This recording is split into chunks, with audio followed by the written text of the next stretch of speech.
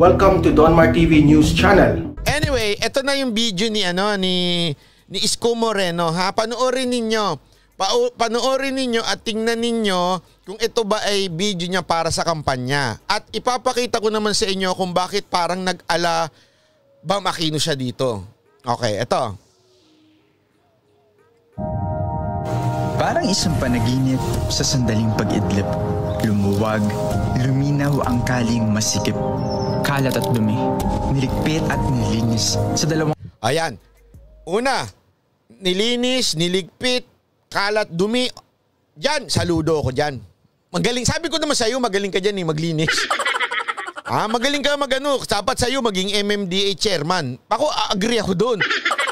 Ako walang biro doon. Agree ako na maging MMDA chairman to si Isko. Kasi nalinis naman talaga niya. Yung iba, yung kalahati siguro. Okay? Pero tuloy na natin. Araw inalis ang bahid at dungis. Trahedya ng pandemya, gutom ang dala. 15 araw inahon sa ayudang kahon. Eto, bakit ba ala Bam Aquino? Di ba alam naman natin si Bam Aquino noon time na yon, inaakusahan siya ng credit grabber, di ba? Yun ang sinasabi ng mga tao sa kanya. So parang ganito yung ginagawa nito ni Isko Moreno dito. Hiniaon daw ng lungsod nila dahil sa ayuda. Excuse me po, yung ayuda po nang galing sa national government yan. Anong pinagsasabi niyo dyan? Di ba? Oo, meron kayong binibigay, yung mga tulong-tulong, okay yun. Yun, galing sa LG yun. Pero yung pinaka-ayuda, national government yun eh. Anong pinagsasabi mo dyan? Kahon, bagong ospital, mabilis tinayo para... Bagong ospital, Nakita nyo ba yun? IATF yun eh. Ayan. Bagong ospital, mabilis tinayo para impeksyon ay mapatid. Bakuna, milin... bakuna! Ospital! Bakuna! Paano naging sayo ang bakuna? Isko Moreno, paki-explain. Sige nga, paki-explain paano napunta sa iyo yung bakuna. Saan ka kumuha? Diba? Unang-una, kung meron ka mang ikinuha, dinagdag, di sige. Pero yung unang mga bakuna galing naman sa national government, Anak naman ng... Palpak nga yung paraan ng pamimigay nyo ng bakuna dyan eh. Abos, gaganyan ka. Ano ba naman yan, Isko? Kung sino man ang gumawa niyan,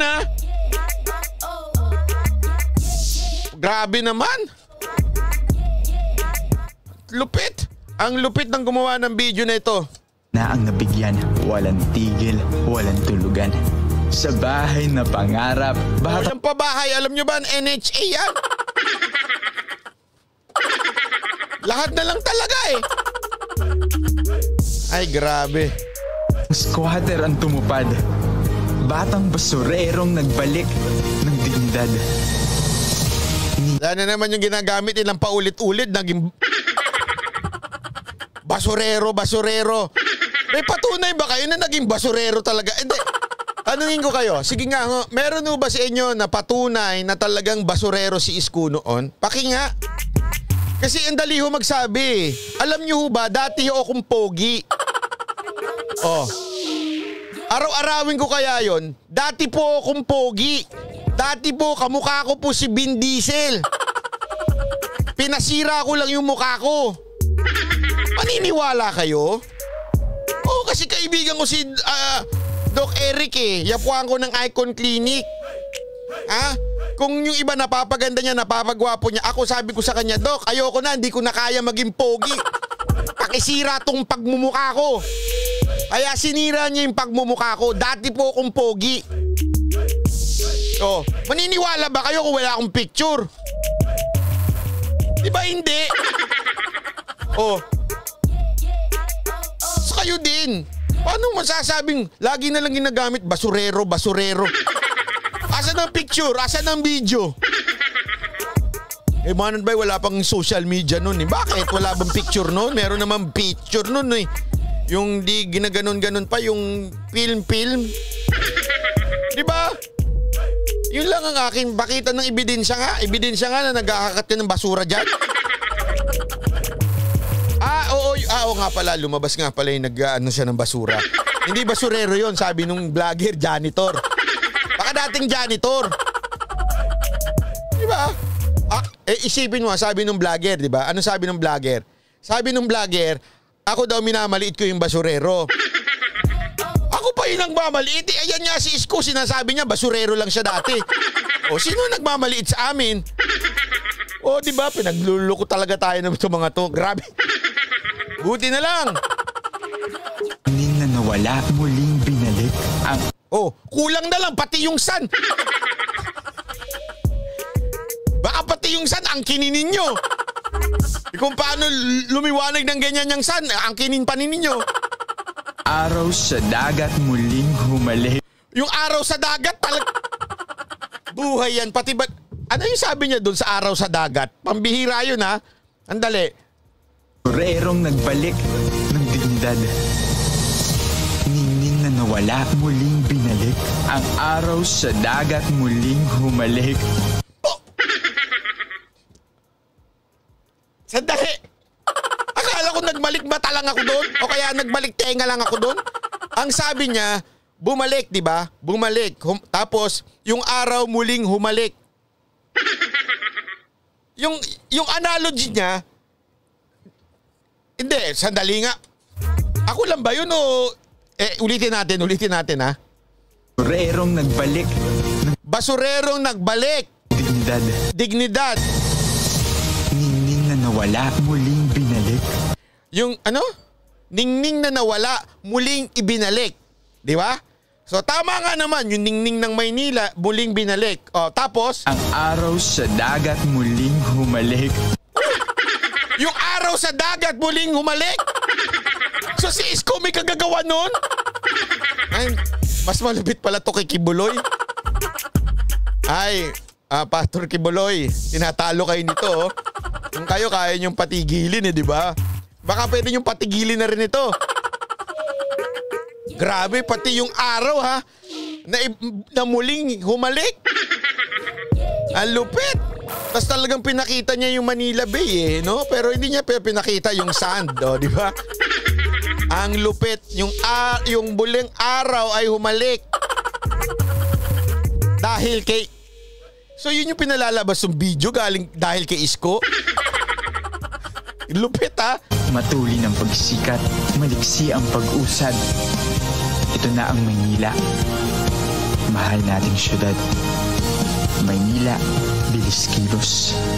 Gagawan ko ng video yan. Pupunta rin ako sa Maynila. Pwede kaya ako pumunta sa Maynila? Tapos ang ipapakita ko naman yung mga kalat doon. Tsaka yung mga basura. Tapos ganyan din yung drama ko. Muling umalik. Ako ganyan.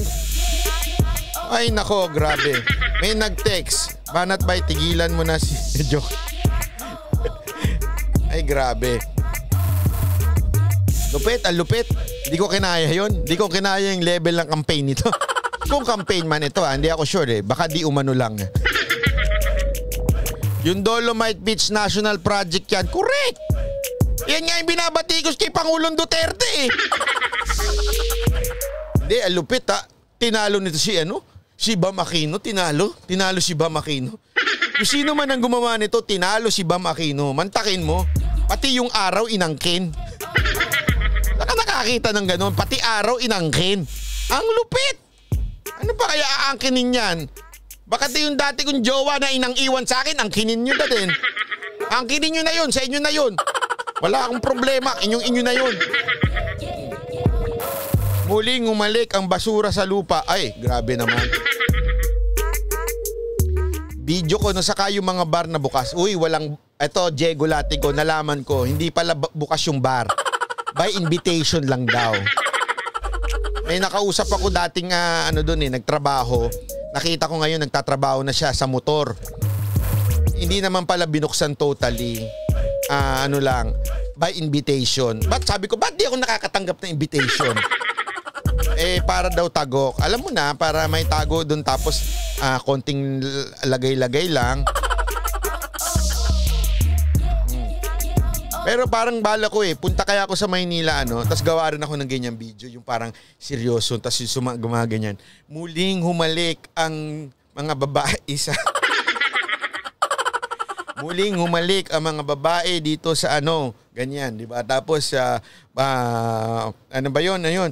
Ang ayuda ay na yung bakuna na kailangan pilahan.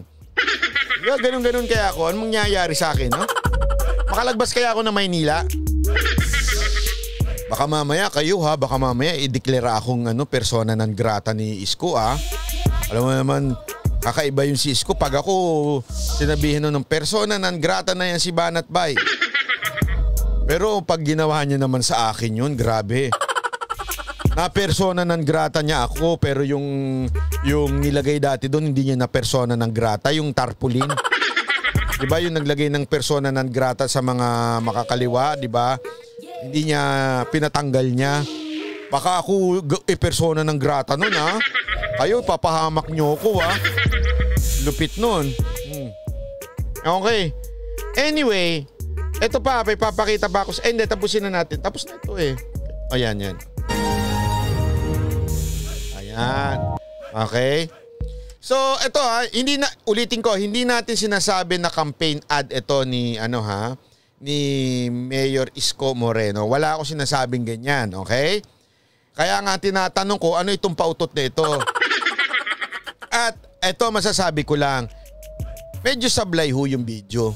Bakit ganyan ang napaka-obvious naman na meron tama yung sisimula. Sabi ko nga sa inyo, 'di ba, ang propaganda is half truth or konting truth tapos the rest buladas na.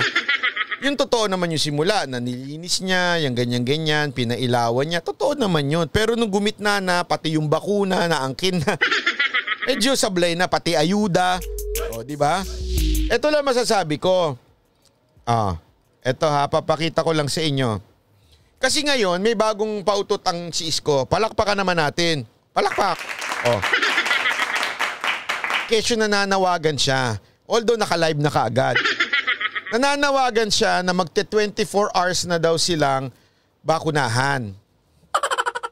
Sabi ko nga naman, nananawagan ka pa lang, puro press release na. Nananawagan siya sa mga medical frontliners na mag-volunteer para gawin 24/7 yung bakunahan.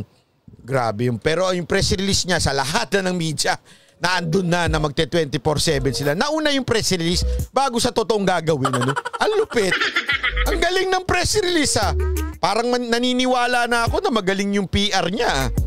Kasi may nagkwento sa akin yung PR niya magaling daw yung dating PR nila Erap ata. Hindi ako sure Tapos may balita naman kanina na kesyo ang lakas, everyday na siya ngayon merong drive-thru. Sabi ko, ang dami nang nag-drive-thru na una. Bakit nilalabas pa itong mga ito? Sabihin, bakit ginagawang big deal ng media? Although, salamat pa din dahil nagpapa-drive-thru na siya ngayon. Dati pila-pila. At least ngayon may drive-thru na. Okay? Pero sabi ko nga, lagi siyang huli.